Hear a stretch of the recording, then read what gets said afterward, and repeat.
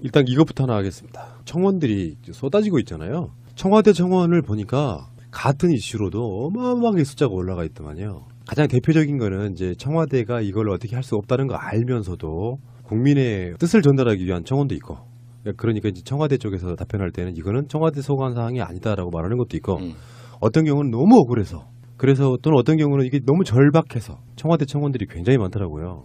그것 중에 세 가지만 소개를 해드리겠습니다. 방송 이미 나갔기 때문에 오늘 나간 방송에 나갔죠. 그 자매 두 분 자살하신 그 사건이요. 이 부분은 근데 전 방송에서 지금 파일을 수정하긴 했는데 청원의 선택과 집중을 위해서 관련한 청원이 한 60개, 70개 올라와 있으면 그중에 가장 20만에 근접하는 그쪽으로 밀어주자 이런 분위기를 보시면 될 것 같고요. 그래서 지금 팟빵 저희 공지사항란에 관련돼 있는 청원들 링크를 걸어놨습니다. 그럼 가면요 되게 쉬워요. 가서 내가 서명을 하려고 보면 무엇으로 로그인 하느냐가 있어요. 트위터, 그다음에 페이스북, 네이버 이렇게 있는데 대부분 네이버로 많이 올라오더라고요. 그걸 누르면 네이버 아이디를 로그인하면 바로 그냥 하게끔 만들어져 있어요. 그걸 연동한다고 하는데 특별히 길게 쓰실 필요도 없어요. 동의합니다가 대부분 써서 숫자만 늘려주시면 되는 건데 지금 현재 자매 자살 사건은 방송한 이 시간 현재 얼마쯤 돼 있습니까? 저 최민희 의원 관련한 방송 중간에 최민희 의원이 안 계신 다른 팀들의 방송이 들어가 있어요. 그 내용 안에. 그 방송이 나가고 나서 지금 한 6, 7천 명 정도 불어난 걸로 보이는데 현재가 몇 명입니까? 현재 지금 15만 2천 명을 넘어가고 있습니다. 근데 이게 4월 2일 날 마지막이니까 네. 좀만 분발해 주시면 금방 채울 수 있을 것 같은데요. 그래서 청와대에서 이 사건에 대해서 공식적으로 우리는 알고 있어. 그래서 경찰이라든지 이런 쪽에 재수사했으면 좋겠다라는 지금의 청와대는 그런 개념은 아니겠지만 이것을 청와대만 보겠습니까? 경찰청이라든지 이런 데서 볼 거란 말이죠. 이런 부분에 영향을 좀 끼쳤으면 좋겠고. 자, 청원 서명해 주시고요. 다음에 하나 더는 장자연 사건이요. 장자연 사건은 지금 정말 몇 분 안 남았더라고요. 날짜도 며칠 안 남았지만. 날짜는 3월 28일까지인데 지금 현재 17만 4천 명을 넘어가고 있습니다. 2만 6천 명 정도만 해주시면은 장자연 사건에 대해서 청와대가 답을 해줄 수 있겠죠. 그러니까 소위 서울의 자매 사건도 그렇고 장자연 씨 사건도 그렇고 굉장히 미스테리한 점들이 있죠. 이게 어디선가 계속 막히고 차단되고, 그리고 소위 소매자매 사건 같은 경우는 그 담당 경찰관들이 명예훼손으로 지금 어머니를 고발했다고 하더라고요. 그러니까 가만히 있으면 그런 일이 생기는 거죠. 자, 어쨌든 장자연 사건은 지금 숫자가 얼마 남지 않았거든요. 분발해 주시면 좋을 것 같고요. 하트 눌러주는 거 1%만이라고 똑같이. 네. 방송은 채워야 되는 20만보다 훨씬 많이 든다고. 네, 그렇죠. 이거 청와대 청원 이렇게 해주시면 얼마나 좋을까요? 네, 공지 들어가시면은 그냥 뭐 주소 칠 필요도 없이 클릭만 하시면 됩니다. 새가 날아든다 팟빵 공지에 지금 제가 올려놓고 있습니다. 하나 더요. 정말 해드리고 싶었어요. 이거는 투표 연령 만 18세. 지금 올라와 있는 게 고3 학생이 올린 청원이거든요. 내용 좀 읽어주세요. 고3이 되는 청소년입니다. 중학교 때 세월호를 겪었고 고1 때는 자칫하면 국정교과서로 공부할 뻔하기도 하면서 나라 꼴이 엉망이구나 좌절도 했습니다. 그러다 탄핵 촛불 집회에 참여하고 대통령도 바뀌는 모습을 보면서 희망을 갖게 됐습니다. 그런데 요즘엔 너무 화가 나서 공부에 집중을 할 수가 없습니다. 한파가 찾아와도 외투를 입고 가면 뺏기지 않을까, 벌점을 받지는 않을까 고민해야 하는 학생들의 처지엔 관심이 하나도 없는 정당. 우리에게 선거권이 생기면 자기네한테 불리할까봐 대놓고 반대하는 정당 때문입니다. 아무것도 모르는 애들이라며 청소년을 공개적으로 모욕하는데 국정농단에 대한 책임도 지지 않고 온갖 개혁에 사사건건 반대하고 있던 인권조례마저 대놓고 없애려고 하는 그 정당이야말로 더 미성숙하지 않습니까? 만약 청소년들에게 투표권이 있다면 과연 정치인들이 이렇게 함부로 말하고 청소년들을 힘들게 만드는 교육정책들이 이렇게 유지될 수 있을까요? 촛불 대선 이후 첫 번째 선거인 6월 선거에서 이런 당을 제대로 심판해야 우리 사회도 달라지고 청소년의 삶도 나아질 거라고 생각합니다. 그런데 저를 비롯한 청소년들은 이들을 심판할 투표권이 없습니다. OECD 국가 중 가장 높은 만 19세를 고수하고 있는 대한민국은 청소년 행복지수는 제일 낮고 자살률도 높습니다. 청소년도 투표를 통해 땡땡땡땡 당을 심판하고 싶습니다. 이를 위해서는 올 6월 지방선거부터 청소년이 반드시 참여해야 합니다. 물론 다른 청소년은 또 다른 이유로 같은 정당 또는 다른 정당을 심판하고 싶을지도 모르지만요. 만 18세 이하로 선거 연령을 낮추는 선거법이 빨리 개정될 수 있도록 문재인 대통령님과 국회가 나서주기를 청원합니다. 이런 개념 있는 청소년을 봤나? 아우 진짜. 그러니까 뭐 어떤 분들은 이게 뭐 정파적 느낌이 들어서 불편하실 수도 있는데 나는 굉장히 훌륭한데요. 예. 저는 아직까지 고등학생들이 야간 자율학습이라는 걸 한다는 사실을 알고 정말 놀랬거든요. 그래요? 세상에 20, 30년 전에 있던 그런 낡아 빠진 제도가 아직까지 학교에 남아있다는 것 자체가 우리가 학생들을 어떻게 바라보는지, 우리 다들 고등학교 다 다녔잖아요. 그때 우리가 뭐 부족하거나 비정상적이거나 그 세상이 돌아가는 걸 몰랐던 게 아니라는 걸 알잖아요, 우리가. 그런데 나이가 들면은 꼭 다시 그 나이 때의 친구들을 부족한 사람, 미성숙한 사람, 아무것도 모르는 무지랭이 취급을 하는 거죠. 아니 뭐 선행학습은 그렇게 시키면서 권리는 주지 않으니 말이 안 되는 이야기죠. 4.19 혁명도 학생들에 의해서 일어났고요.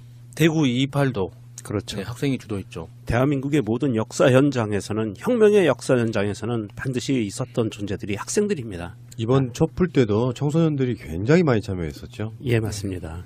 선거 연령이 18세로 된 게요.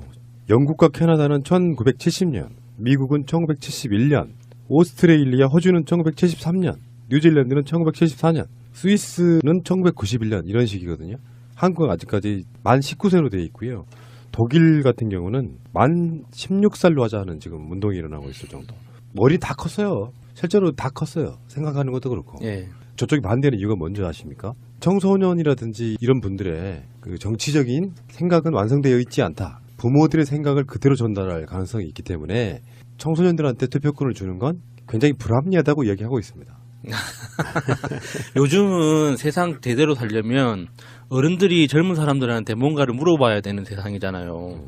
옛날에야 어른들한테 뭐 이맘때쯤 날씨가 어땠냐, 이럴 때 어떤 일을 어떻게 대응해야 되냐 이렇게 물어봤겠지만 요즘은 항상 신기술과 신제품이 범람하는 세상이다 보니까 어른들이 뭔가 이제 사회생활을 제대로 하려면 어린아이들한테 물어봐야 돼요. 이거는 어떻게 쓰는 거냐, 이럴 때는 어떻게 해야 되는 거냐. 그런데 그런 자기들도 그렇게 살고 있으면서 유독 이 정치적 문제만 딱 도드라지면 이 아이들을 다 통으로 그냥 무지랭이 취급을 하는 거죠. 말이 안 되죠, 앞뒤가. 이 선거라는 시스템은, 민주주의 국가에서 선거 시스템은 원칙이 딱 한 가지입니다. 주권자의 의사를 대변할 수 있는 사람을 뽑아 세우는 거거든요. 여기에 미성숙하다, 나이가 너무 어리다라는 거는 그건 말이 안 되는 거고요. 극단적인 예를 하나 들어보면, 극단적이지도 않아요. 상식적인데, 교육감 선거 같은 경우에 교육감을 하는 정책이 누구를 위한 겁니까? 학생을 위한 거잖아요. 학생을 위한 정책을 펴는 게 교육감인데 그 주권자인 학생들은 전혀 한 표도 행사할 수 없다는 거. 굉장히 큰 오류거든요. 지방정부도 마찬가지입니다. 대통령도 마찬가지고요. 대변인들이 나서서 입법 활동하고 행정 사무하고 예산 집행하는 모든 사항들이 직간접적으로 다 학생들의 복지와 학생들의 미래를 설계하는 거에 맞물려 있기 때문에 지금 20살이냐 19살이냐 18살이냐 16살이냐가 중요한 건 아니에요. 사실은 어떻게 보면 대폭 더 낮춰도 큰 무리가 없다고 생각을 하거든요. 저는 15세 주장하는 사람이에요. 예, 그것도 굉장히 좋습니다. 왜냐하면 중학생 정도만 돼도요, 굉장히 성숙해 있어요. 지상파의 프로그램은 대부분 다 15세를 기준으로 하고 있어요. 네.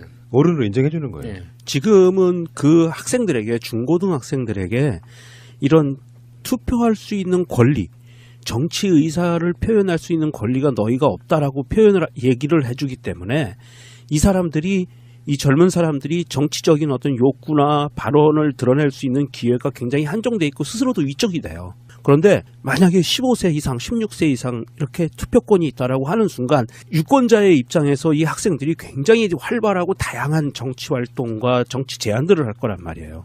이것이 곧 주권자로서 살아가는 민주주의 국가의 주권자의 가장 참된 모습을 만들어낼 수 있는 방안인데, 지금 일부 땡땡땡땡 당이라고 표현하는 그 3개 정당이 있는데요. 그중에 3개 정당 중에서 극단적으로 2개 정당이 있는데 그 2개 정당에서는 굉장히 극렬하게 반대를 하고 있죠. 자기들한테 표가 오지 않을 것 같으니까 그렇게 반대를 하고 있는 것을 보고 사실은 그거를 반면교사 삼아서 더 힘을 실어서 선거 연령을 낮추는데 힘을 좀 더해줘야 되겠다 하는 생각입니다. 예, 문재인 대통령의 공약이기도 해요. 선거 연령 만 18세로 낮추겠다. 네. 5년 전에 전 세계 국가들 중에 93%가 선거 연령이 만 18세 이하입니다. 우리가 OECD 국가에 들어있기도 하지만 경제 규모가 세계 7위권입니다. 이런 나라에서 선거 연령대만큼은 굉장히 구시대적이고요. 자유한국당이 개헌도 지방선거 때 불리하니까 안 해. 사실 솔직히 말하면 어리고 젊은 친구들이 투표권이 생기면 18세에 투표권이 생기면 자유한국당 찍을 확률이 떨어지기 때문이기도 하지만 선거 유불리 때문에 이렇게 자기들이 그런 친구들이 찍게끔 정당을 만들면 되잖아요. 그걸 못하는 사람들이 지금 이러고 있다는 말씀 드리고요. 자, 여러분 청와대 청원 게시판에 가셔가지고 이 학생들에게 힘 좀 실어주시기 바랍니다. 팟빵 쪽에는 우리가 공지로 이렇게 링크를 걸어드리겠지만 검색 키워드 제목만 알려주시면 그 제목대로 치면 되는 거 아닌가요? 제가 종종 하는 방법은요. 사실 청와대 청원에 들어가시면 청원 목록에 추천 순으로 보낼 수 있는 메뉴가 있습니다. 그 메뉴에 들어가시면은 지금 답변을 대기하고 있는 것 외에 최다 추천 청원 목록이 쭉 나와요. 거기 들어가시면은 대부분의 것들이 청원이 필요한 것들이거든요. 그래서 저는 들어가서 한 번에 쫙 서명을 하고 나옵니다. 보시면은요, 장자연 사건 같은 경우에는 지금 최다 추천 청원 목록 중에서 4번째예요. 이루어져 가고 있는 오늘 우리가 얘기하고 있는 것들이 다 네. 이루어져 가고 있는 것들이기 때문에 추천 목록에 다 들어와 있습니다. 선택과 집중하자 이런 거고. 네. 올 6월 선거 청소년의 투표로 땡땡땡 당을 심판하고 싶습니다요. 제목에 정말로 땡땡땡이라고 이렇게 동그라미가 4개 쳐져 있어요. 올 6월 선거 청소년 투표로 땡땡땡땡 당을 심판하고 싶습니다. 이게 주제예요. 근데 여기 재밌는 게 공이 4개잖아요. 네. 땡이. 예. 더불어민주당은 아니야. 그러면 자유터치당? 그러니까 4개 정당이거든요. 다 똑같아, 다. 그러니까 우리 지금 보면 자유한국당, 바른미래당, 민주평화당 3개인데 그 민주평화당은 조금 카테고리에서 벗어날 것 같고 뭐 추측이 가능하죠. 그러니까 정의당도 아니야. 정의당도 아니죠. 딱 있어. 3개니까. 딱 있어요.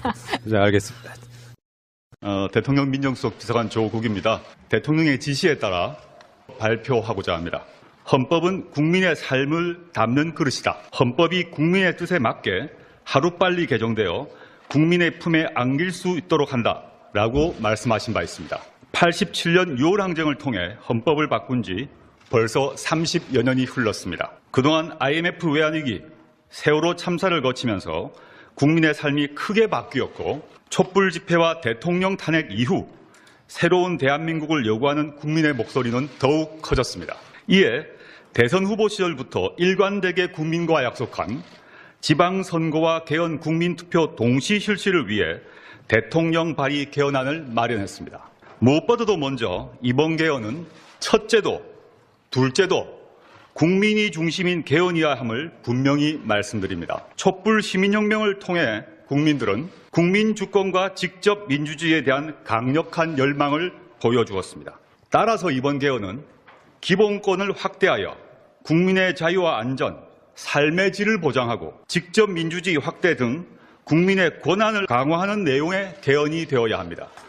먼저 헌법 전문에 4.19 혁명, 부마 항쟁과 5.18 민주화 운동, 60 항쟁의 민주 이념을 계승한다는 점을 분명히 하였습니다. 지금까지 국회의원들은 명백한 비리가 있어도 법원의 확정 판결에 따라 국회의원직을 상실하기 전까지는 아무런 책임을 지지 않습니다. 세월호 참사 후 세월호 특별법 입법 청원에 600만 명의 국민이 참여했지만 당시 정부와 국회는 아무런 답변을 하지 않았습니다.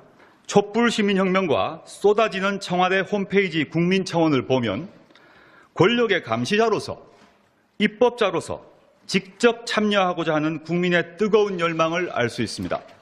국민이 국회의원을 소환할 수 있도록 하는 규정과 국민이 직접 법률안을 발의할 수 있도록 규정하는 것은 이번 개정안이 처음입니다. 이렇게 직접 민주제를 대폭 확대함으로써 기존의 대의제를 보완하고 민주주의 발전에 크게 기여하리라고 생각합니다.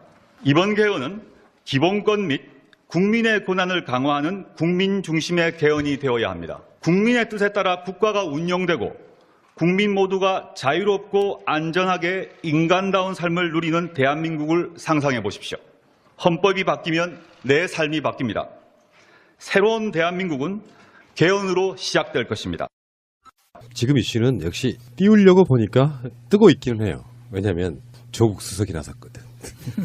그러니까 남북 정상회담 이슈네, 미투 이슈네 이런 이슈들 속에 사실 올 것이 온 거고요. 우리가 개헌에 대해서는 여러 번 이야기했고요. 조국 수석이 이제 화요일, 수요일부터 그러니까 오늘 방송하는 날까지는 수요일이고 내일 하루가 더 남은 거긴 한데 3일에 걸쳐서 개헌에 대한 브리핑을 하고 있는 거거든요. 근데 언론들이 잘 받아 적어줘요. 왜냐하면 이게 그림이 돼. 조국 수석이 또 음성도 좋아. 그러니까 이게 문재인 대통령 입장에서는 목소리도 좋아, 잘생겨, 콘텐츠도 있어, 거의 완벽한 사람. 조국 수석이 나서니까 이슈가 돼요. 그래서 포탈이나 어디는 지금 덮고 있는데 이 이슈를 좀 이야기해 보려고 해요. 일단 내용은 이따가 이야기하기로 하고 개헌안 조문 자체는 공개를 안 하고 있어요. 그냥 조국 수석이 핵심 골자만 이야기하고 있거든요. 그 이유가 청와대가 밝힌 걸 보면은 국회에 대한 A 차원이다. 문항 문구가 그대로 나오는 상황은 사람들한테, 국민들한테 확정인 게 느낌이 좀 강하고 아직까지 오늘 나오는 보도의 내용 보면 아직까지도 국회한테 빨리 니들 개헌해라는 그 신호가 강해요. 네, 그러니까 가장 중요한 일을 국회가 해달라는 그런 어떤 제스처 같은 거죠. 당신네들이 구체적으로 논의를 안 하니까 일단 우리는 이렇게 생각해라고 이슈를 띄워주는 건데 대통령 개헌안 발의의 무게를 생각하면 정식 발의 때 공개되어야 한다는 뭐 이런 이야기를 했어요. 문재인 대통령이 지금 이제 해외 순방을 시작했고 돌아오기 전인 26일 날 국회에 발의를 하는 상황이 된단 말이에요. 그러면 정부안이 지금 문재인 대통령이 외국에 나가서 전자 결제로 한다는 거거든요.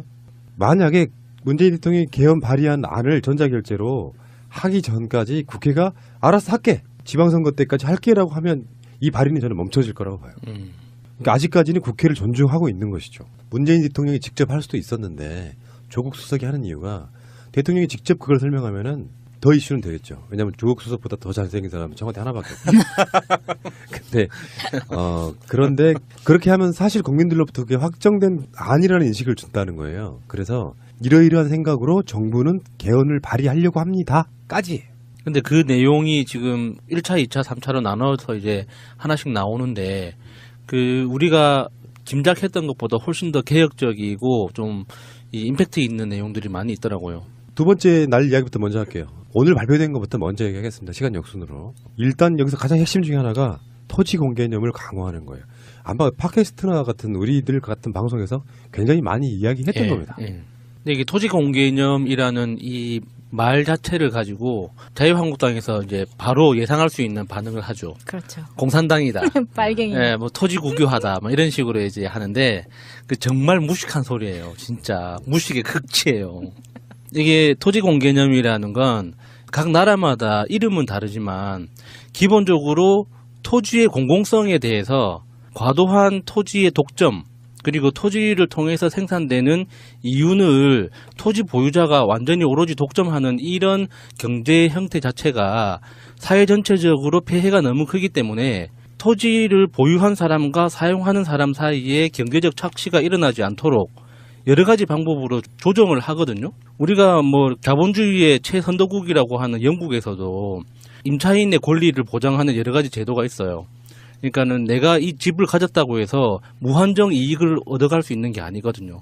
그거는 미국도 마찬가지고 프랑스, 독일, 우리가 아는 대부분의 잘 사는 나라에서는 다 비슷한 제도가 있는데 그게 뭐냐면 내가 땅을 가졌다고 해서 무한정 잘 사는 거는 불공평하다는 거거든요.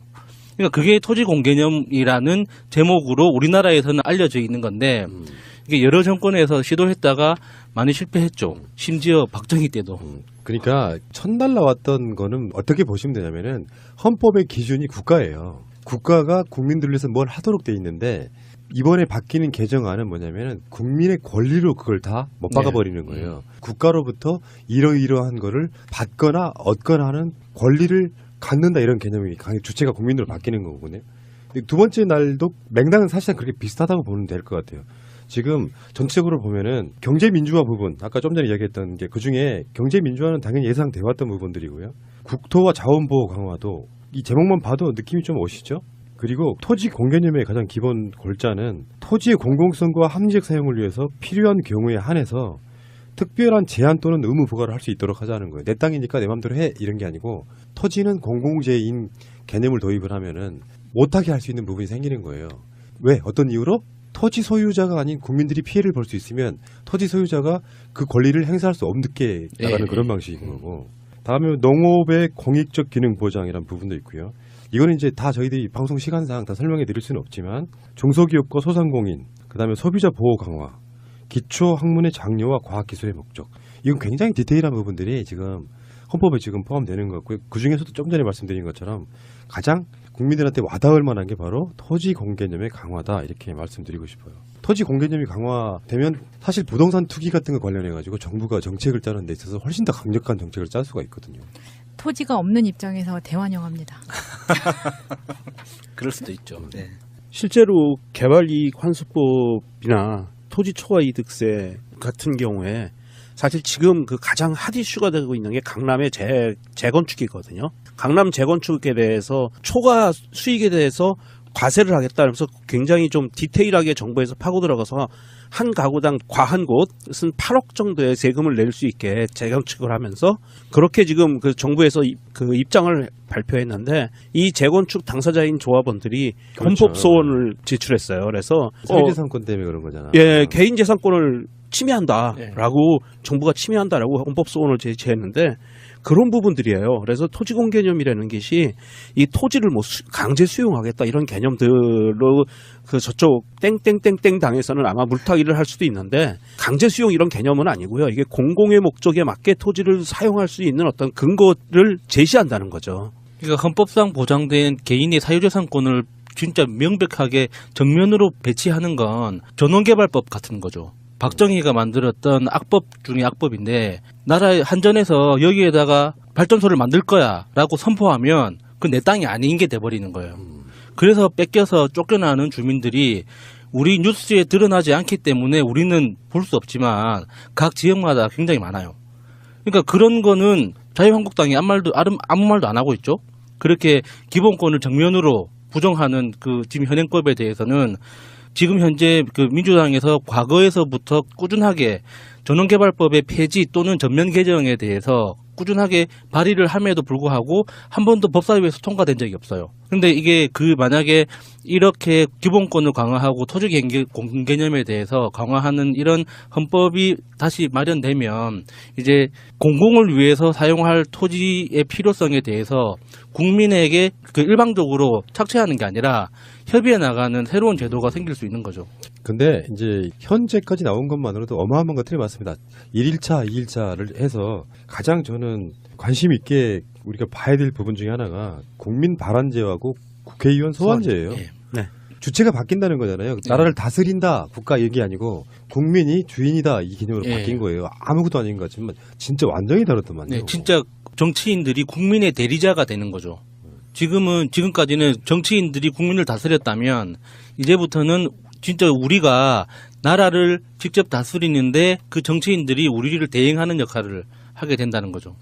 이게 진짜 민주주의 국가로 가는 시스템이죠. 사실 그동안 우리가 지금도 보고 있지만 엄한 사람들이 국민들을 향해서 눈부라리고 호통치고 막 이러고 있잖아요. 예. 그 땡땡땡땡당 보면 자꾸 자유한국당이라고 말하면 안 되는 건가요? 자유당 같은 그 부류들을 보면 자신들이 국정농단을 해오고 사실 자유한국당 보세요. 자유한국당의 뿌리를 보십시오. 이승만 때부터 내려오는 그 네. 면면이 내려오는 이승만 자유당부터 내려오는. 이승만 하야 도망갔죠 미국으로. 예. 박정희 총 맞아 죽었죠. 전두환 사형받았죠. 노태우도 그랬죠. 그다음에 또 누구 있죠? 김영삼은 좀 애매해. 예, 거기서부터는 조금 애매한데 예. 그다음에 이명박. 박근혜, 이번에 이명박. 존재 가치가 없는 당이에요, 사실은. 해산이 맞다니까요. 맞아요. 존재 가치 없는 당인데 그런 당에 국회의원 나부랭이님들이 나오셔서 그렇게 국민들을 향해서 눈을 부라리는 꼴을 보면 이거 개헌이 돼야 된다는 거예요. 예. 국민 소환제가 국회의원 소환제가 나와야 된다는 거죠. 근데 그 이야기는 이따가 아주 적나라하게 바로 이야기할 건데 개헌에 관련해 가지고 우리가 팟캐스트 수준에서 관련한 방송들을 여러 번 했잖아요. 뭐 관련자 분들도 나오시고 개헌 네. 어떻게 된다.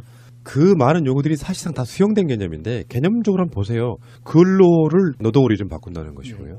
우리가 요구했던 것들이에요. 기본권의 주체가 국민에서 사람으로 바뀌는 거고. 근데 경제와 안보의 주체는 국민으로 바뀐다. 이 부분은 좀 더 설명이 필요하지만 굉장히 디테일하게 바뀌는 거예요.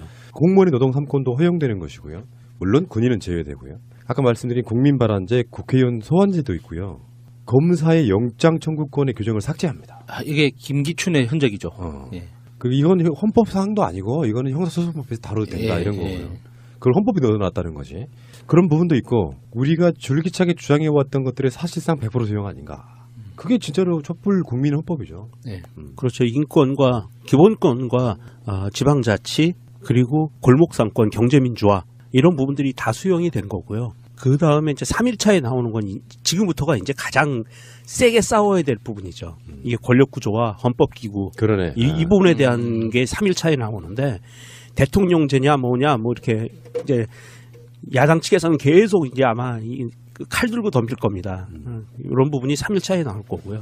근데 어차피 그렇게 이슈가 돼야 돼요. 막 홍준표는 막말해야 되고 네. 그러면서 이슈가 되면서 어차피 홍준표나 등등은 이 이슈가 국민적으로 화제가 되게 되면 불리합니다. 그러니까 홍준표는 이걸 애써 무시를 해야지 막말로 휘발유를 보여줄 필요가 사실 없는데 전략도 없어요. 이 멍청한 놈들은. 근데 홍준표 하는 말 한마디 한마디를 보면 다 삽질을 계속 하고 있는 것 같던데요. 그 삽에다가 이렇게 기름을 담뿍 적셔가지고 구덩이에다가 막 던지는 그런 느낌이에요. 포크레인으로 파고 있죠. 삽질은 아니고.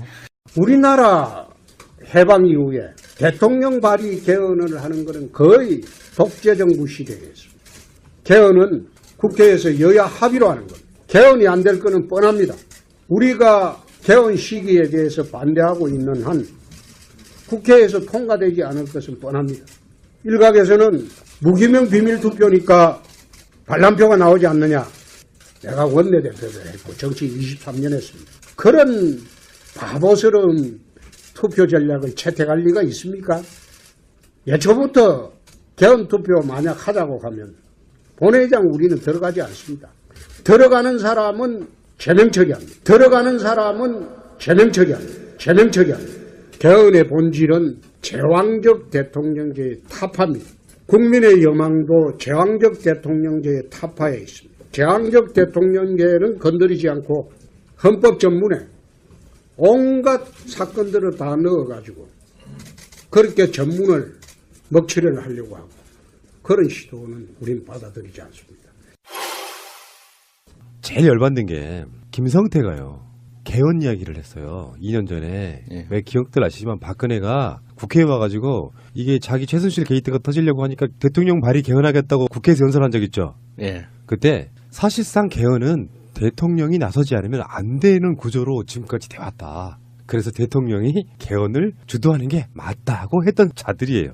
이제 와서 대통령이 개헌하겠다 그러니까 1년 동안 뭐 하다가 뭐하고 쳐놀다가 이제 와서 국회 무시하냐? 이것들이 사람입니까? 사람 아닌 거 이미 다 알고 있잖아요.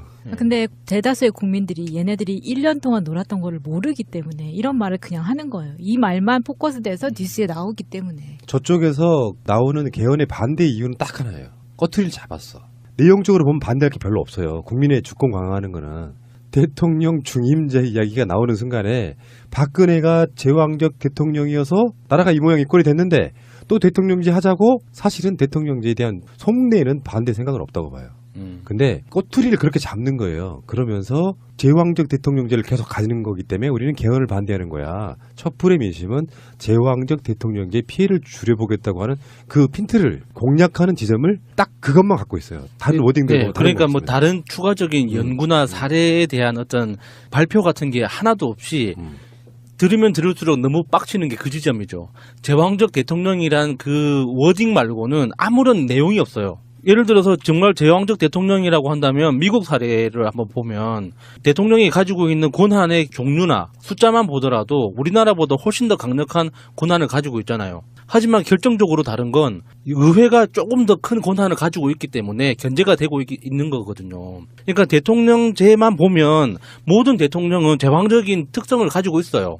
근데 박근혜 때 정말 그렇게 초제왕적일 수 있었던 건 자기들이 신하 노릇을 해줬기 때문에 제왕이 될 수 있었던 거거든요. 지금 만약에 문재인 대통령이 제왕적 권력을 부리고 싶다고 하더라도 당에서 안 받아주면은 안 되는 거예요. 그런데 지그들은 박근혜가 아무것도 하지 않았음에도 불구하고 스스로 엎드려서 신하가 돼줘서 제왕으로 만들어준 거예요. 근데 지금 와서 그게 제왕적 대통령이라고 이렇게 이야기를 하면 이게 계속 돌고 도는 이야기거든요. 끝이 안 나. 그러니까 이게 말이 안 되는 거예요. 그쪽하고는. 사실 구조상으로 보면 김성태 말이 맞습니다. 대통령이 5년 단임제인 상황에 국회가 아무리 개헌 논의를 해봐야 대통령이 안 받아주면 끝이라는 정서가 또는 그 구조가 사실이잖아요. 그래서 대통령들은 평상시 때 웬만한 사람들은 다 개헌을 공약으로 걸지만 막상 임기에 들어가면 개헌 블랙홀 때문에 대통령의 실질적인 권력이 좀 줄어든다는 측면에서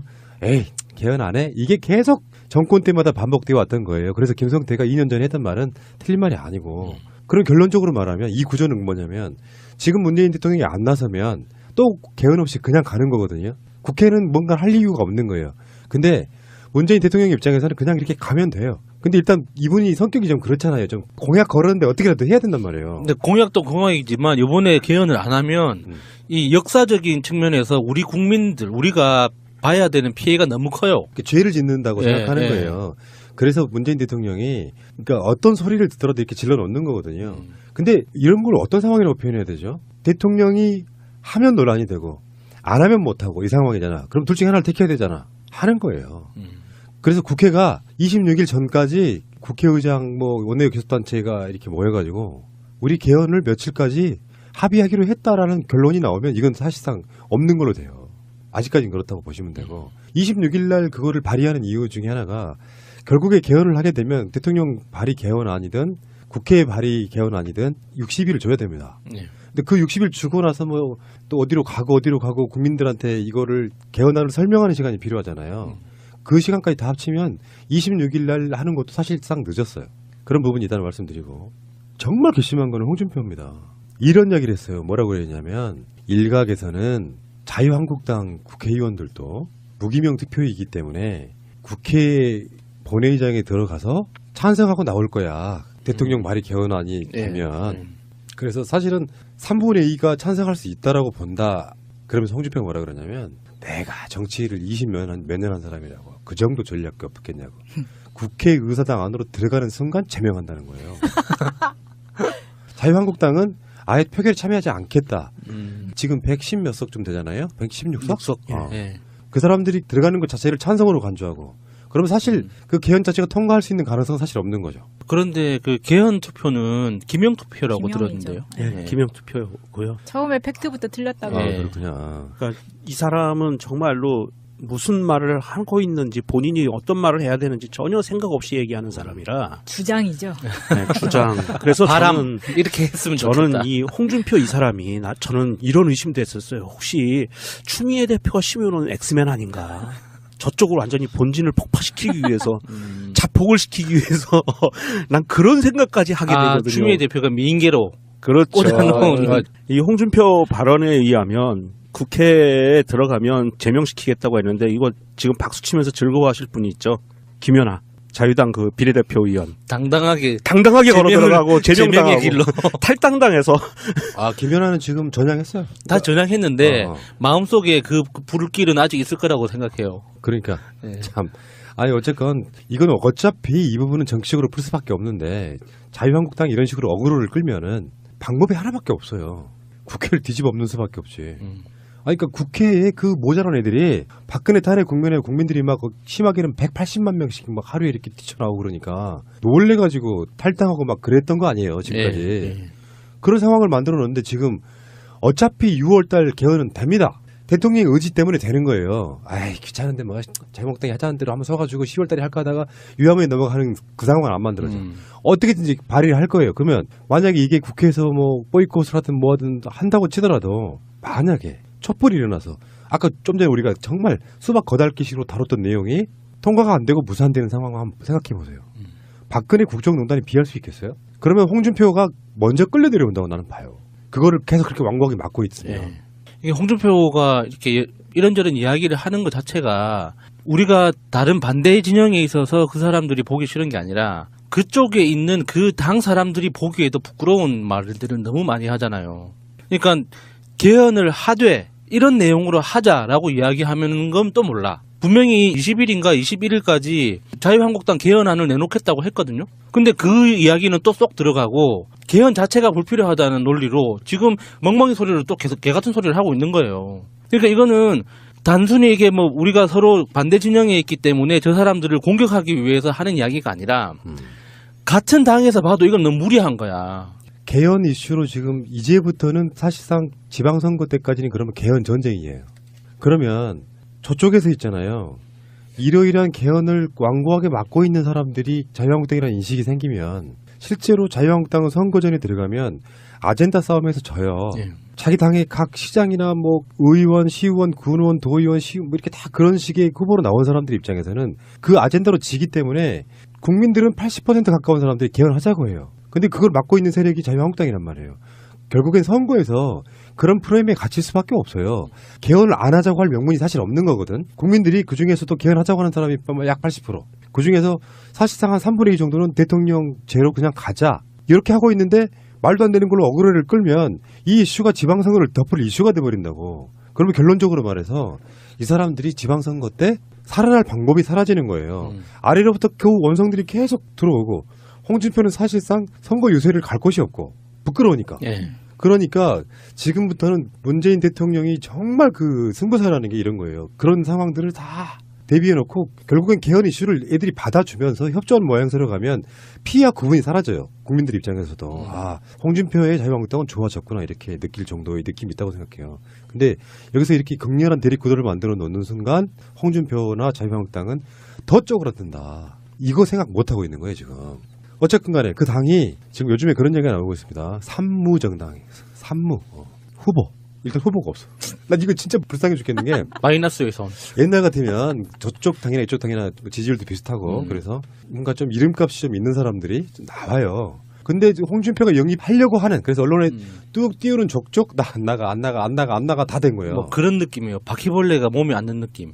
홍준표가 이렇게 딱 찍으면 바퀴벌레가 내 몸에 딱 앉아가지고 손대지 마. 막 이런 느낌이에요. 어떻게 홍준표가 딱 찍으면 다 싫다 그래. 사실 홍준표가 찍은 사람들이 예전에 새누리당 정도 됐으면 감사합니다 하고 무조건 출마할 사람들이에요. 그런데 지금 자유한국당 꼴을 보면 이거는 극우 보수 완전히 그 낭떠러지 끝에 서 있는 극우거든요. 이 사람들이 하는 꼴을 보면 그런 상황에서 이 홍준표가 찍은 사람들의 면면을 보면 이 사람들이 평상시에 주구장창 떠들어대던 말들은 다 대부분이 건강한 보수를 얘기하던 사람들이에요. 보수를 다시 세워야 된다. 보수의 가치를 재정립해야 된다. 이렇게 떠드는 사람들이라 이 사람들은 오히려 자유한국당 아니고 바른미래당 쪽에서 영입한다 그러면 들어갈 수 있는 사람들이에요. 정치적인 색깔이. 그런데 자유한국당이 예전처럼 파워가 엄청나게 세다. 새누리당처럼. 그러면 그냥 묻어가겠지만 파워도 없어. 지지율도 안 돼. 지지율도 안 나와. 정치적인 색깔도 달라. 그러니까 안 들어가게 되는 거예요. 당연히. 일단 서울시장 나간다는 후보가 없잖아. 깝깝한 일이고. 경기도에서는 사실상 지금 남경필로 확정을 한 모양이에요. 그러니까 공천 신청해놨던 사람들이 막 욕하고 있는 거야. 깜냥도 안 되는 대표가 홍준표 말을 그냥 패러디한 거죠. 그리고 상황이 그렇고 그 남경필은 일이 달리고 있는 이재명 시장의 3분의 1, 3배예요. 3배. 현재 여론조사 그렇다고요. 그 다음에 인천도 마땅치가 않아. 유정복이 인기가 없어요. 자, 수도권이 그렇고 나머지 다 빼고 뭐 호남이나 이런 데 갈 필요도 없고 강원도에도 나갈 후보가 없어요. 그쪽도 그렇고. 정보에 의하면은 불경이 다 위험해요. 자유한국당에서. 울산이 우리가 생각했을 때는 뭐 완관 뭐 같은 도시 같잖아요. 지난 대선 때 울산의 득표율 1위가 문재인 대통령이었어요. 지금 현직 울산시장도 지금 시청사 압수수색까지 당했잖아요. 그러면 만약에 불경이 다 민주당으로 넘어와. 사실은 제가 보기엔 김경수 출마가 거의 확실해요. 근데 경남에 자유한국당에 나갈 사람이 없어. 그래서 지금 다시 거론되는 게 홍어젓 발언했던 김태호예요.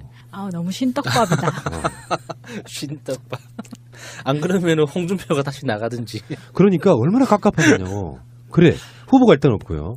다음에 혁신위원회라고 만들어서 혁신한다고 했죠. 근데 달라진 게 뭐 있어? 제왕적 대표만 했잖아 지금. 제왕이라는 말을 붙여주기에는 좀 제왕이라는 말이 아까워요. 아, 또 말거리 자꾸 그래? 아니 홍준표 하는 꼬라지를 봐요. 가죽 잠바 입고 나와가지고 지금 독재 정권이라고 지가 다 가죽 잠바를 입고 나오는 너무 부끄럽잖아. 알았어. 그럼 내가 바꿀게. 영어 바꿀게. 가죽적 뭐 그런 식으로 하는 거다가 끼커해야 논란이라고 있다는 게 유해와의 예. 성추행 공방 여단식이 나오고. 연문설 네. 뭐 이런 거. 일단 혁신이라는 게 봅시다. 혁신의 가장 대표적인 게 뭘까요? 당이 제일 중요한 게 공천이라고 보는데 일단은 공천에서 상향식이 없잖아요. 하향식인데 아예 경선도 없이 다 전략공천. 실제로 대구 경북을 제외하고는 대부분 다 전략공천일 거예요 아마. 후보가 없으니까. 그러니까 혁신 자체의 상징도 나타낼 수가 없어요. 예전에 뭐 이랬었거든. 혁신위원회라는 곳에서 후보를 선발하는 것도 어떻게 하겠다고 내려온 게 있어요. 국민 참여도 막 늘리고 국민 참여 경선 뭐 여론조사 비율 이런 거 만들면 뭐예요. 후보가 없어가지고 전략 공천하는데. 그러니까 당선 가능성보다 웬만한 후보들은 거대 정당이 후보로 나갈 수밖에 없는 이유가 있어요. 기본적으로 득표율 15% 정도만 되면 되거든. 떨어져도 네. 자기가 정치적으로 얻는 이득이 있고 돈에 손해보는 건 없어요. 큰 경력이 되니까. 예. 그런데 이제 10%가 반 해주는 네. 거죠. 돈만 쓰고 쪽만 팔고 예를 들어서 나중에 다른 선거에 정당인들이 다 리셋했을 때 홍준표의 자유한국당의 경기도지사 후보였어. 이런 소리 듣기 싫거든요. 후보가 있었다고 하면 막 넘쳐나고 당 지지율이 높아졌다고 하면 혁신도 사실은 따라왔을 문제라고 생각이 들어요. 정당은 결국은 사람이 문제고요. 소통 없는 건 다 아시잖아요. 중진들 향해서는 뭐 홍준표가 이런 말했어. 자기는 한 번도 좋은 선거구에 나가서 당선돼 본 적이 없다는 거예요. 경남 같은 데도 사실 그렇지 않거든. 자기가 이제 바라보기 나름인데 서울에서 국회의원 하다가 경남지사 하다가 자기가 보기에는 뭐 정우택이라든지 그 나경원이라든지 하는 부류들이 예. 굉장히 당선되기 쉬운 지역에서 당선돼 왔다고 생각하나 봐요. 그러니까 중진들이 뭘 이렇게 건의하면은 무시하고 당의 최고위원을 바로 잘라버려갖고 홍준표에 대한 비판 자체를 아예 못하게 하는 상태거든요 지금. 그러니까 그 지금 자기 당 의원들을 연탄가스에 비유를 하더라고요. 어마어마하신 분이지. 예. 어떤 틈새든지 비집고 올라와서 당 대표를 흔들려고 한다고, 당 지도부를 흔들려고 하는 연탄가스라고. 그 상상력 자체가 대단한 거가는. 이렇게 되니까 저는 이제 이런 운동을 좀 해야겠어요. 서울시장 나갈 사람이 없죠. 일단 아무도 안 나간다고 하니까 아무나 찍을 수는 없어요. 그래서 저는 후보가 없다면 홍준표나 김성태 둘 중에 나가라. 김성태 좋네요. 그게 맞지. 왜냐면 지도부라고 하는 건요. 지도부라고 하는 건 선당후사, 험지 출마, 백의종군. 원래 홍준표는 대구에 나가고 싶어 했지 않았나요? 대구 북구의 당협위원장이 됐는데 뭐 그건 그거고 홍준표나 김성태를 적극적으로 자유한국당의 서울시장 후보로 밀어봅니다. 김성태 의원, 새로운 쇼를 위해서 한번 생각해 보시지요. 저번에 이재정 의원이 국회에서 막 킥대고 웃었던 게 바로 그런 것 때문이래요. 너무 액센트가 이상한 거야. 흉내도 못 내. 야수님이 비슷하게 하네요. 홍준표가 서울시장에 나오면 재밌겠네요. 그건 굉장히 좀 획기적인 방안인 것 같아요. 자유한국당에서도 물러설 수 없는 승부처 중에 하나가 서울이거든요. 수도권에 홍준표 공약했잖아요. 뺏겨서는 안 될 곳, 인천, 경기 아주 중요한 곳인데 둘 다 뺏기게 생겼는데 서울이라도 본인이 나서서 사수를 해야 되지 않을까. 그러니까 중진들이나 일각에서 홍준표 대표가 그럼 직접 출마하시오 하니까 홍준표의 말이 걸작이에요. 내가 선거에 출마해가지고 당이 지거나 그러면 내 공백을 비집고 들어와서 당대표 당권 잡으려고 한다. 그런 눈치는 빨라. 그런 눈치 참 빠르네. 민주주의 국가의 제1야당의 정당이잖아요. 그러면 당대표라고 하는 자가 할 말이 있고 못할 말이 있고 립서비스가 있고 진짜로 속내가 있고 행간이 있고 그렇단 말이야. 이 사람은 그런 게 없어요. 내가 만약에 자유한국당 대표라면 그게 나왔을 때 비껴갈 수가 있어요. 안철수도 그렇게는 말 안 해. 그러니까 안철수가 홍준표보다는 좀 나아요. 사람을 대하는 태도가 조금 나아. 안철수는 서울시장 나가라고 하니까 대략 속마음이 있기 때문이기도 하겠지만 국민의 요구를 하면 점점점 받들겠다 이런 정도예요. 이제 홍준표가 하는 말을 보면 일기장을 선생님이 검사한다는 걸 모르는 초등학생 저학년이 마음 같아요. 지금 마음으로만 해야 될 생각을 입으로 해버리는. 그렇게까지 막말을 뱉어내면 보세요.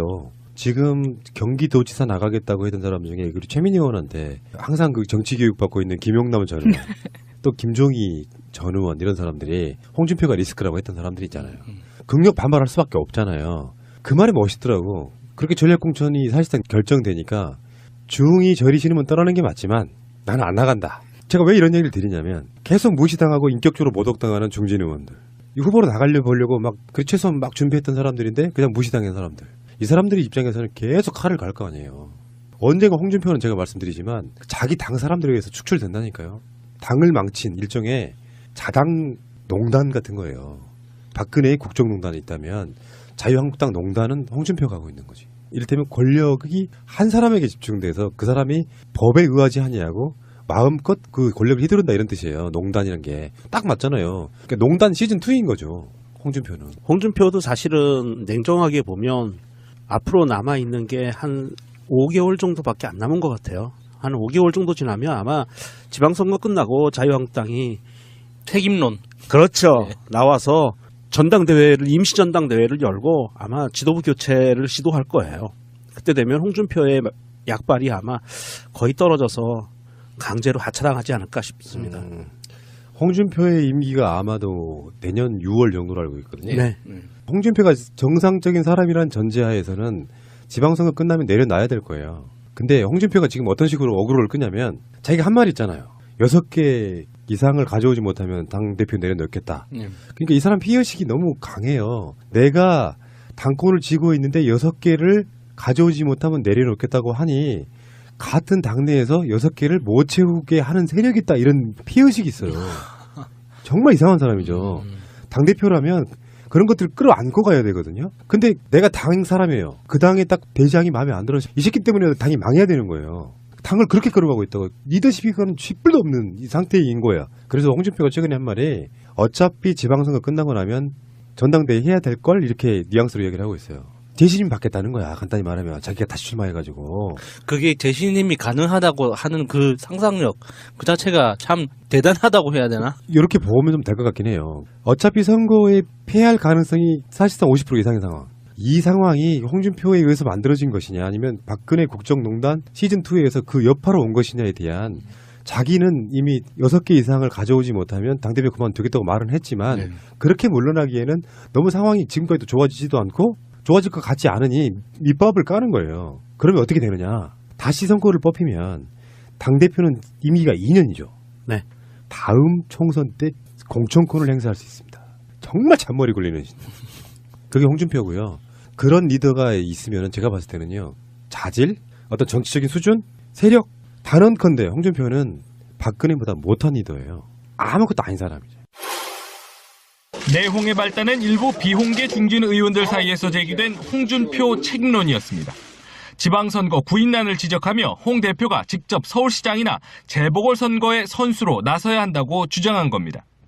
홍 대표는 중진 의원들의 이른바 험지 출마론에 발끈했습니다. 편한 지역에서 별다른 노력 없이 정치를 해온 극소수 중진들이 음해하고 있다며 틈만 있으면 연탄가스처럼 비집고 올라와 당을 흔드는 것을 이제는 용납하지 않겠다고 말했습니다.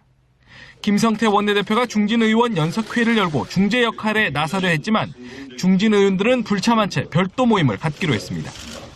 저는 원내대표로서 꼭 중진이 참석하고 안 하고의 어떤 그런 당 내적인 문제 저는 치중하지 않습니다. 홍 대표는 반발하는 중진 의원들을 겨냥해 다음 총선에서 강북 험지로 차출하도록 추진하겠다고 경고했습니다. 하지만 논란은 그치지 않았습니다. 전략공천 결과에 반발하며 홍 대표를 비판해온 박종회 전 의원과 이종혁 전 최고위원을 향해 장제원 수석 대변인이 배은망덕하다고 지적하며 홍 대표를 지원 사격한 겁니다. 이 전 최고위원은 장 수석 대변인을 향해 정치를 똑바로 배우라며 불편한 감정을 숨기지 않았습니다. 여기에 김진태 의원까지 나서 최근 당내 친박계를 비판한 홍 대표에게 정치꾼이라며 발언 자제를 주문하고 나선 상황. 시한폭탄처럼 잠재돼 있던 한국 당내 계파 갈등이 지방선거를 앞두고 폭발하고 있습니다. 자유한국당 소식 이어가겠습니다. 김진태 의원이 오늘 작심하고 홍준표 대표 비판했습니다. 대표로서 품위를 지켜달라. 요구하는 것도 지쳤다 이제는. 6.13 지방선거까지 홍 대표는 일체 발언을 자제해 주길. 안 그러면 다 같이 죽는다. 왜 갑자기 이런 말을 했을까요? 자, 홍 대표가 지난 18일 SNS에 올린 이 글 때문입니다. 보시죠. 아직도 박근혜 미망에 갇혀서 보수우파 분열을 획책하는 일부 극우들의 준동에 좌파들만 미소 짓고 있다. 아직도 박근혜 동정심 팔아서 정치적 연명을 시도하는 세력과는 이제 결별할 수밖에 없다라고 말이죠. 자, 김진태 의원, 박근혜 전 대통령하고 또 의리하면 또 대한민국 최고 아닙니까? 이런 주장을 한 홍준표 대표 향해서 춘향이랬다가 향단이랬다가 왔다 갔다 하더니 이제는 향단이로 결정한 모양이다. 차디찬 구석에 누워있는 전직 대통령 더 이상 모욕하지 말고 가만히 내버려 두라. 직격탄 날린 겁니다. 아마 김진태 의원의 오늘 이 입장문 받아본 홍준표 대표 속 이랬을 겁니다. 밖에서 이야기가 김 의원님은 친박 팔아서 정치하고 태극기 팔아서 대선 후보 나왔다. 결국 목표는 내년 강원도지사가 목표가 아닌가. 그런데 이제 강원도지사는 얼마 전에 다른 사람으로 전략공천이 됐죠. 울산 중부경찰서가 자유한국당 홍준표 대표 일행을 보안검색 없이 비행기에 탑승시킨 혐의로 한국공항공사 울산지사장 이모 씨 등 2명을 수사하고 있다고 밝혔습니다. 홍 대표 일행은 지난 8일 울산공항 귀빈실에서 오후 2시 45분 서울행 비행기를 타기 위해 대기하다가 보안 검색대를 거치지 않고 탑승했습니다. 울산공항 측은 당시 검색대로 가는 길목에서 벌어진 기습 피켓 시위를 피하려다 발생한 실수라고 했습니다. 나라꼴이 엉망이구나 좌절도 했습니다. 그러다 탄핵 촛불 집회에 참여하고 대통령도 바뀌는 모습을 보면서 희망을 갖게 됐습니다. 그런데 요즘엔 너무 화가 나서 공부에 집중을 할 수가 없습니다. 한파가 찾아와도 외투를 입고 가면 뺏기지 않을까, 벌점을 받지는 않을까 고민해야 하는 학생들의 처지엔 관심이 하나도 없는 정당. 우리에게 선거권이 생기면 자기네한테 불리할까봐 대놓고 반대하는 정당 때문입니다. 아무것도 모르는 애들이라며 청소년을 공개적으로 모욕하는데 국정농단에 대한 책임도 지지 않고 온갖 개혁에 사사건건 반대하고 있던 인권조례마저 대놓고 없애려고 하는 그 정당이야말로 더 미성숙하지 않습니까? 만약 청소년들에게 투표권이 있다면 과연 정치인들이 이렇게 함부로 말하고 청소년들을 힘들게 만드는 교육정책들이 이렇게 유지될 수 있을까요? 촛불 대선 이후 첫 번째 선거인 6월 선거에서 이런 당을 제대로 심판해야 우리 사회도 달라지고 청소년의 삶도 나아질 거라고 생각합니다. 그런데 저를 비롯한 청소년들은 이들을 심판할 투표권이 없습니다. OECD 국가 중 가장 높은 만 19세를 고수하고 있는 대한민국은 청소년 행복지수는 제일 낮고 자살률도 높습니다. 청소년도 투표를 통해 땡땡땡땡 당을 심판하고 싶습니다. 이를 위해서는 올 6월 지방선거부터 청소년이 반드시 참여해야 합니다. 물론 다른 청소년은 또 다른 이유로 같은 정당 또는 다른 정당을 심판하고 싶을지도 모르지만요. 만 18세 이하로 선거 연령을 낮추는 선거법이 빨리 개정될 수 있도록 문재인 대통령님과 국회가 나서주기를 청원합니다. 이런 개념 있는 청소년을 봤나? 아우 진짜. 뭐 어떤 분들은 이게 뭐 정파적 느낌이 들어서 불편하실 수도 있는데 나는 굉장히 훌륭한데요. 예. 저는 아직까지 고등학생들이 야간 자율학습이라는 걸 한다는 사실을 알고 정말 놀랬거든요. 그래요? 세상에 20, 30년 전에 있던 그런 낡아 빠진 제도가 아직까지 학교에 남아있다는 것 자체가 우리가 학생들을 어떻게 바라보는지, 우리 다들 고등학교 다 다녔잖아요. 그때 우리가 뭐 부족하거나 비정상적이거나 그 세상이 돌아가는 걸 몰랐던 게 아니라는 걸 알잖아요, 우리가. 그런데 나이가 들면은 꼭 다시 그 나이 때의 친구들을 부족한 사람, 미성숙한 사람, 아무것도 모르는 무지랭이 취급을 하는 거죠. 아니 뭐 선행학습은 그렇게 시키면서 권리는 주지 않으니 말이 안 되는 이야기죠. 4.19 혁명도 학생들에 의해서 일어났고요. 대구 228도 그렇죠. 네, 학생이 주도했죠. 대한민국의 모든 역사 현장에서는, 혁명의 역사 현장에서는 반드시 있었던 존재들이 학생들입니다. 이번 촛불 때도 청소년들이 굉장히 많이 참여했었죠. 예, 맞습니다. 선거 연령이 18세로 된 게요. 영국과 캐나다는 1970년, 미국은 1971년, 오스트레일리아, 호주는 1973년, 뉴질랜드는 1974년, 스위스는 1991년 이런 식이거든요. 한국은 아직까지 만 19세로 되어 있고요. 독일 같은 경우는 만 16살로 하자는 지금 운동이 일어나고 있을 정도. 머리 다 컸어요. 실제로 다 컸어요. 생각하는 것도 그렇고. 예. 저쪽이 반대하는 이유가 뭔지 아십니까? 청소년이라든지 이런 분들의 그 정치적인 생각은 완성되어 있지 않다. 부모들의 생각을 그대로 전달할 가능성이 있기 때문에 청소년들한테 투표권을 주는 건 굉장히 불합리하다고 이야기하고 있습니다. 요즘은 세상 제대로 살려면 어른들이 젊은 사람들한테 뭔가를 물어봐야 되는 세상이잖아요. 옛날에야 어른들한테 뭐 이맘때쯤 날씨가 어땠냐, 이럴 때 어떤 일을 어떻게 대응해야 되냐 이렇게 물어봤겠지만 요즘은 항상 신기술과 신제품이 범람하는 세상이다 보니까 어른들이 뭔가 이제 사회생활을 제대로 하려면 어린아이들한테 물어봐야 돼요. 이거는 어떻게 쓰는 거냐, 이럴 때는 어떻게 해야 되는 거냐. 그런데 그런 자기들도 그렇게 살고 있으면서 유독 이 정치적 문제만 딱 도드라지면 이 아이들을 다 통으로 그냥 무지랭이 취급을 하는 거죠. 말이 안 되죠, 앞뒤가. 이 선거라는 시스템은 민주주의 국가에서 선거 시스템은 원칙이 딱 한 가지입니다. 주권자의 의사를 대변할 수 있는 사람을 뽑아 세우는 거거든요. 여기에 미성숙하다, 나이가 너무 어리다라는 거는 그건 말이 안 되는 거고요. 극단적인 예를 하나 들어보면 극단적이지도 않아요. 상식적인데 교육감 선거 같은 경우에 교육감을 하는 정책이 누구를 위한 겁니까? 학생을 위한 거잖아요. 학생을 위한 정책을 펴는 게 교육감인데 그 주권자인 학생들은 전혀 한 표도 행사할 수 없다는 거. 굉장히 큰 오류거든요. 지방정부도 마찬가지입니다. 대통령도 마찬가지고요. 대변인들이 나서서 입법 활동하고 행정 사무하고 예산 집행하는 모든 사항들이 직간접적으로 다 학생들의 복지와 학생들의 미래를 설계하는 거에 맞물려 있기 때문에 지금 20살이냐 19살이냐 18살이냐 16살이냐가 중요한 건 아니에요. 사실은 어떻게 보면 대폭 더 낮춰도 큰 무리가 없다고 생각을 하거든요. 저는 15세 주장하는 사람이에요. 예, 그것도 굉장히 좋습니다. 왜냐하면 중학생 정도만 돼도요. 굉장히 성숙해 있어요. 지상파의 프로그램은 대부분 다 15세를 기준으로 하고 있어요. 네.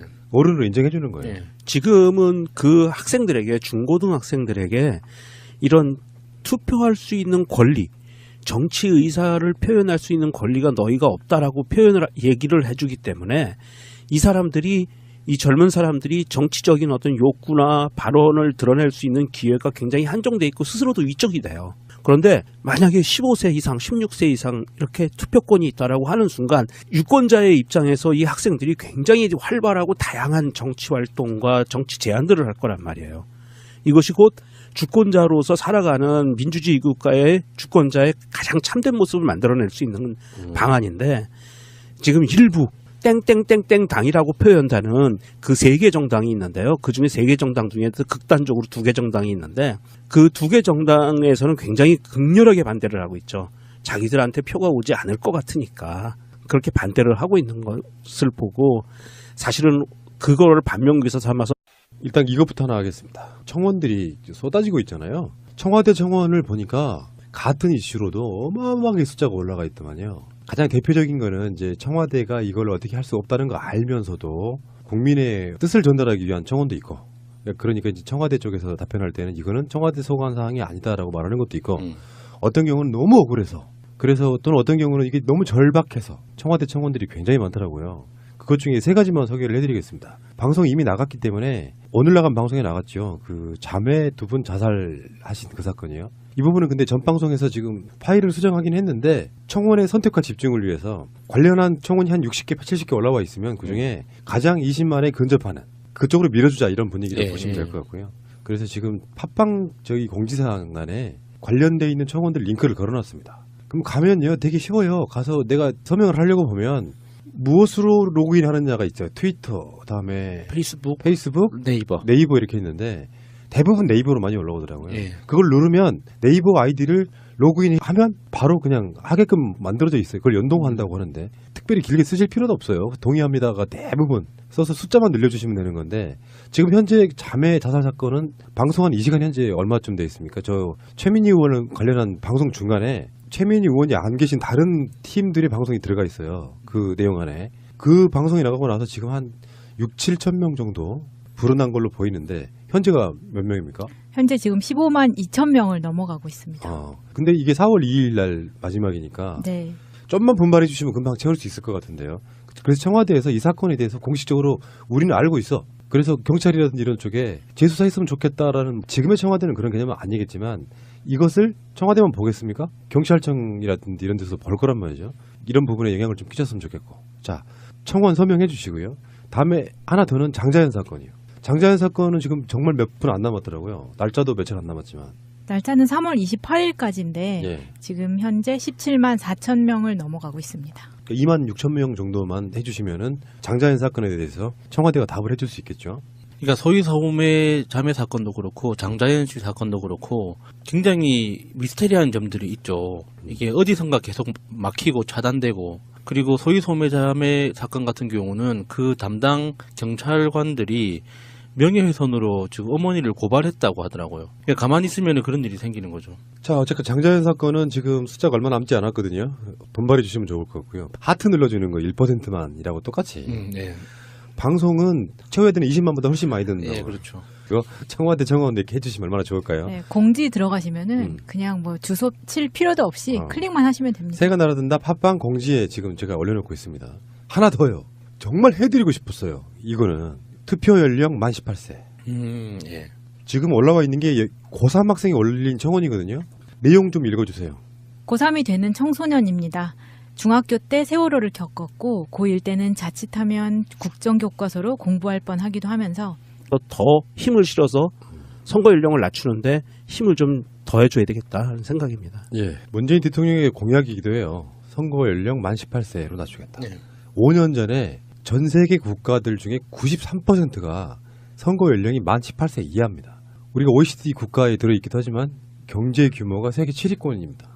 이런 나라에서 선거 연령대만큼은 굉장히 구시대적이고요. 자유한국당이 개헌도 지방선거 때 불리하니까 안 해.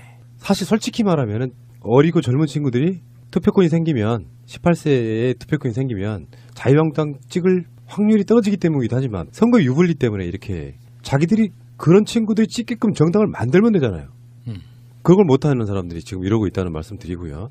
자, 여러분 청와대 정원 게시판에 가셔가지고 이 학생들에게 힘 좀 실어주시기 바랍니다. 팟빵 쪽에는 우리가 공지로 이렇게 링크를 걸어드리겠지만 검색 키워드 제목만 알려주시면 그 제목대로 치면 되는 거 아닌가요? 제가 종종 하는 방법은요. 사실 청와대 청원에 들어가시면 청원 목록에 추천 순으로 보낼 수 있는 메뉴가 있습니다. 그 메뉴에 들어가시면은 지금 답변을 대기하고 있는 것 외에 최다 추천 청원 목록이 쭉 나와요. 거기 들어가시면은 대부분의 것들이 청원이 필요한 것들이거든요. 그래서 저는 들어가서 한 번에 쫙 서명을 하고 나옵니다. 보시면은요, 장자연 사건 같은 경우에는 지금 최다 추천 청원 목록 중에서 4번째예요. 이루어져 가고 있는 오늘 우리가 얘기하고 있는 것들이 다 이루어져 가고 있는 것들이기 때문에 추천 목록에 다 들어와 있습니다. 선택과 집중하자 이런 거고. 네. 올 6월 선거 청소년의 투표로 땡땡땡 당을 심판하고 싶습니다요. 제목에 정말로 땡땡땡이라고 이렇게 동그라미가 4개 쳐져 있어요. 올 6월 선거 청소년 투표로 땡땡땡땡 당을 심판하고 싶습니다. 이게 주제예요. 근데 여기 재밌는 게 공이 4개잖아요. 네. 땡이. 예. 더불어민주당은 아니야.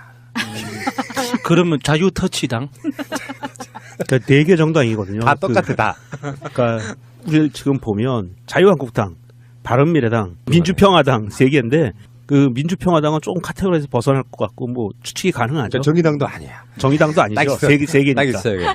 네, 알겠습니다. 대통령 민정수석 비서관 조국입니다. 대통령의 지시에 따라 발표하고자 합니다.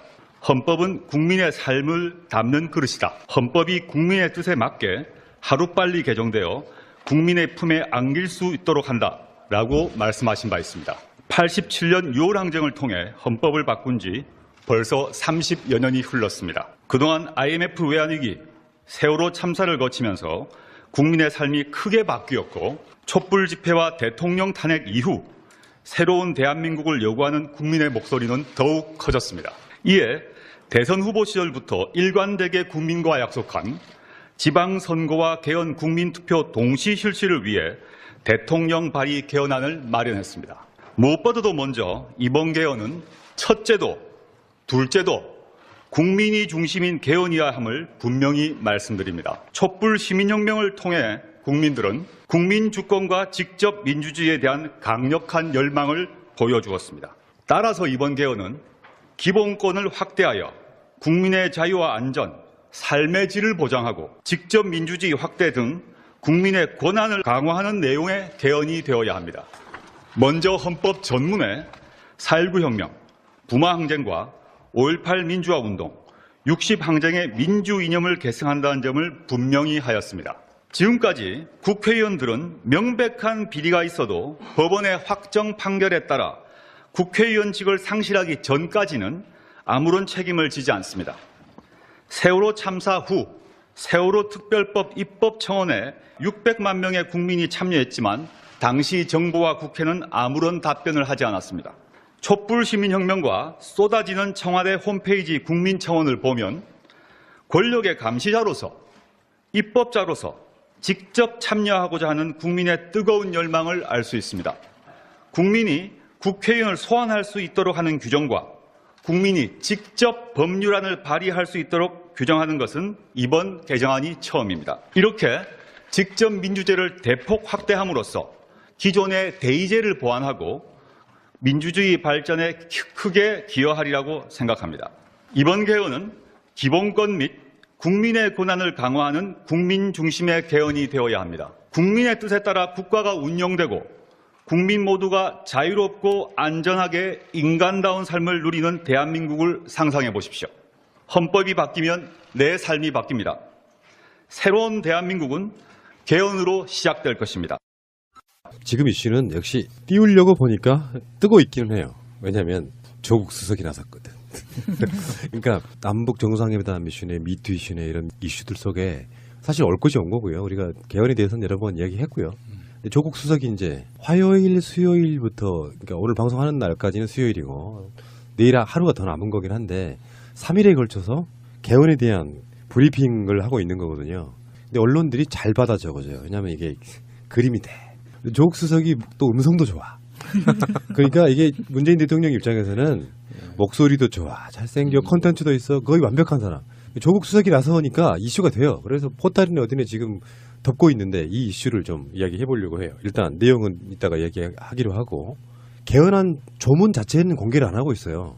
그냥 조국 수석이 핵심 골자만 이야기하고 있거든요. 그 이유가 청와대가 밝힌 걸 보면은 국회에 대한 A차원이다. 문학 문구가 그대로 나오는 상황은 사람들한테, 국민들한테 확정인 게 느낌이 좀 강하고 아직까지 오늘 나오는 보도의 내용 보면 아직까지도 국회한테 빨리 니들 개헌해라는 그 신호가 강해요. 네, 그러니까 가장 중요한 일을 국회가 해달라는 그런 어떤 제스처 같은 거죠. 당신네들이 구체적으로 논의를 안 하니까 일단 우리는 이렇게 생각해라고 이슈를 띄워주는 건데 대통령 개헌안 발의의 무게를 생각하면 정식 발의 때 공개되어야 한다는 뭐 이런 이야기를 했어요.